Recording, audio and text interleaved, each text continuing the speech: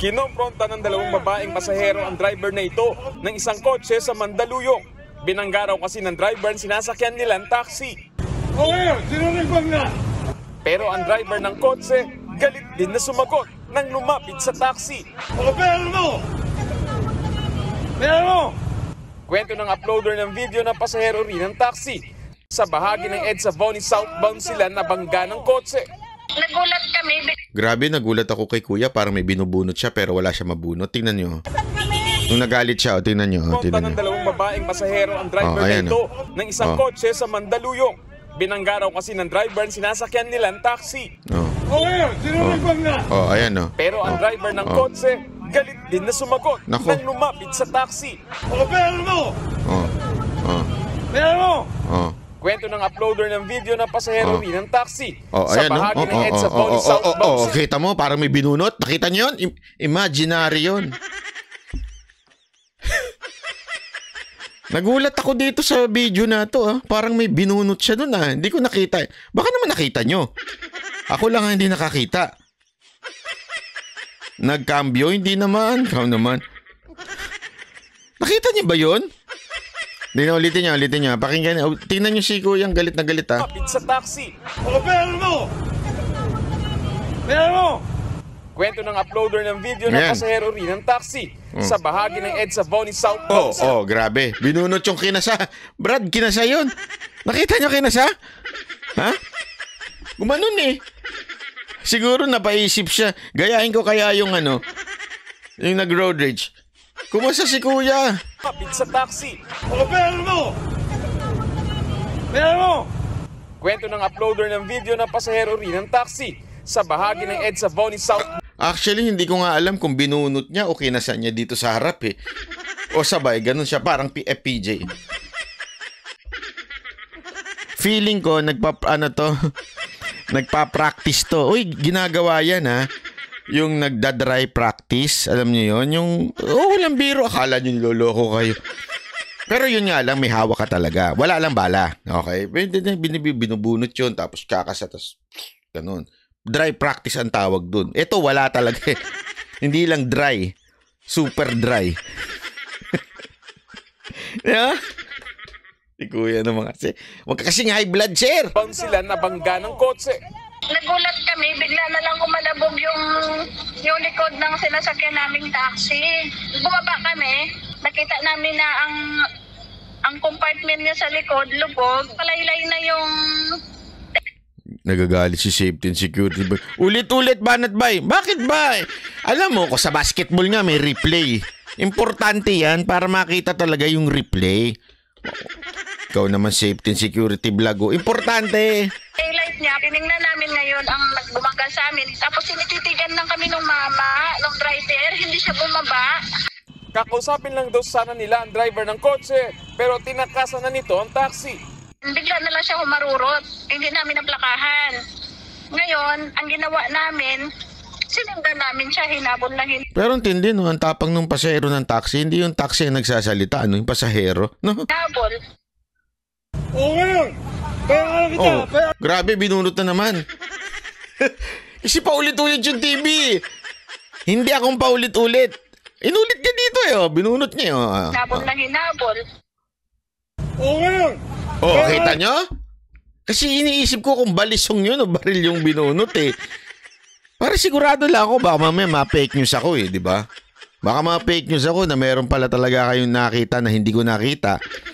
Sa sobrang pagod ko lang kalalakad dito, hindi ko na nakikita yung mga nakikita nyo. Nahabol at inabutan naman ng taxi driver ang nakabangga ang motorista sa panunukan ng Boni Avenue at Samat Street. Doon na nangyari ang konfrontasyon na nasa pool ng video. Request mo pala ulit para ano? Pare, ang hitin na lang. Pag hindi mo rin-report, 24 hours. Pare, 5 minutes lang yun. Hinamon pa ng driver. Yun ang tinatawag na libayan batas. 101 yun. Sabi niya, naintindihan niyo yun? Pag hindi daw ni-report, ano ba yun? 24 hours. 5 minutes lang daw yun. Kaya hindi yun, anong tawag, hit and run. Naguluhan ako doon, Brad. Naguluhan ako doon. Sabi niya, hindi yan hit and run. Kasi ang hit and run, 20 in with 24 hours, kailangan ma-report mo. 5 minutes pa lang yun. Ang gulo nun, brad, ha? Sino ba abogado niya? Si Libayan? Kahit tingnan niyo, pakinggan niyo. Sa pool ng video. Pare, ang hit and run, pag hindi mo rin-report, 24 hours. Pare, 5 minutes lang yun.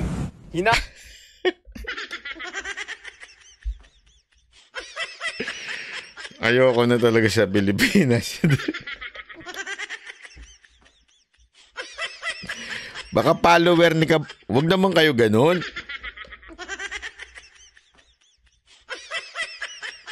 Sandali, baka baka pagod lang ako. Baka mali lang intindi ko. Mali ba intindi ko sa sinabi niya? Kasi sabi niya, hindi yan hit and run kasi kailangan in 24 hours ma-report mo 5 minutes pa lang. Naguluhan ako eh.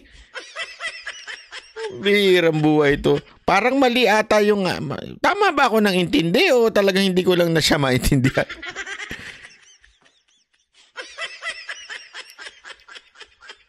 Hindi, alam mo, ito lang paya ko talaga sa mga kababayan natin. Huwag natin lagda. Alam nyo, naintindihan ko, hirap na ng buhay sa Pilipinas eh. Tapos dadagdagan pa natin, di ba? Konting hinga lang yan. Sa totoo lang ha, hindi ako nagbibiro. Struggle ko yan nun eh. Kaya nga sabi ko sa inyo, konting hinga lang yan.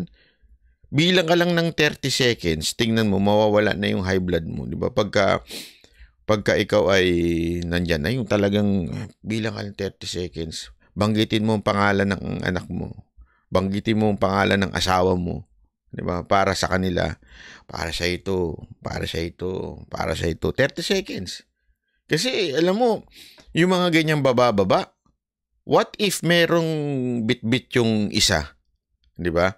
O kaya lumabas yung isa, pinalo ka. Halimbawa lang, nakakatakot yan. Kaya kababayan, huwag natin i-risk. At ako naman, sana, ipasa na ho yung gustong mangyari ng nila Tulfo yung sa road rage, 'di ba? At least magiging deterrent 'yon. Kahit papaano, para sa akin kahit papaano, malaman mo na pag nang insulto ka, nagmura ka, mas mataas ang penalty mo. Tapos nakuhanan ng video, 'di ba? Mas mataas ang magiging penalty mo. Maniwala kayo sa akin, pagka na-involve sa road rage, tanggal ang lisensya. Yun ang penalty. Bawas yan. Maniwala ka, bawas yan. Sana lang, may pasaya yun ha. Sana lang, may pasa lang. Kasi minsan pag ang Senado hindi na masyadong issue minsan baka hindi lang kampihan ng ibang mga senador yung bill na gustong ipasa ni Senator Tulfo. Hamon pa ng driver ang nabangga niyang taxi driver. Ikaw! Bakayin mo ako ha! Bakayin mo ako ha! Pero nang lumapit na ang isang traffic enforcer, agad na sumakay sa kanyang kotse ang driver, sabay sibat. Niimbestigahan na ng Mandaluyong pulis ang insidente. Tukoy na raw ng mga nag-iimbestiga ang may-ari ng kotse. Pero inaalam pa kung siya rin ang lalaki sa viral video. Nananawagan din ng Mandaluyong Traffic Bureau sa driver na sumuko na sa kanilang tanggapan para magpaliwanag. Nagbabalita mula sa Frontline, Gary De Leon. Hindi, alam mo, dapat talaga mahuli to. Anyway, nakuha na naman ng video Sana mahuli to, tapos ipaliwanag niya yung road rage. At saka, hit and run. Na hindi pala road rage sa ipapaliwanag niya. Hit and run.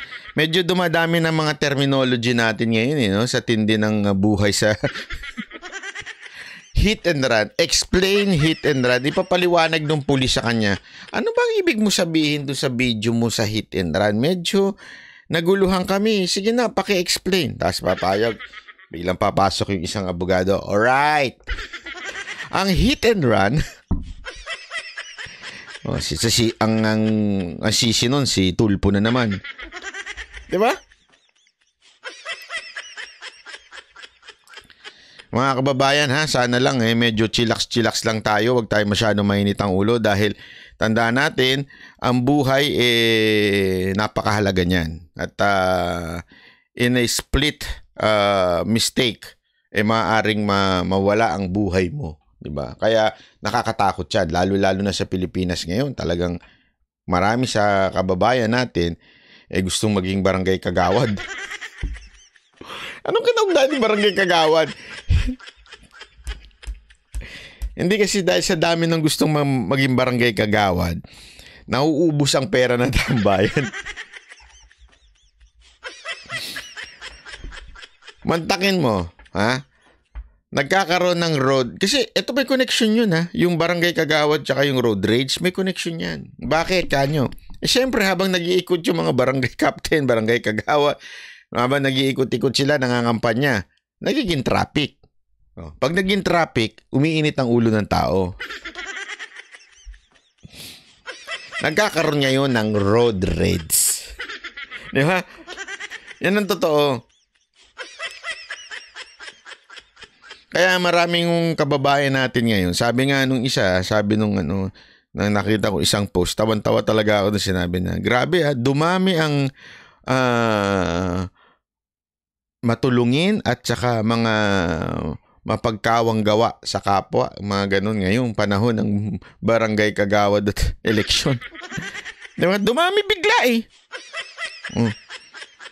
Kahit yung may mga kaibigan ako, talagang dumami yung mga pangalan nila doon. Sabi nila dito, kesyo tutulungan sila para sa kanila. Sabi ko, wow, ang daming matulungin ngayon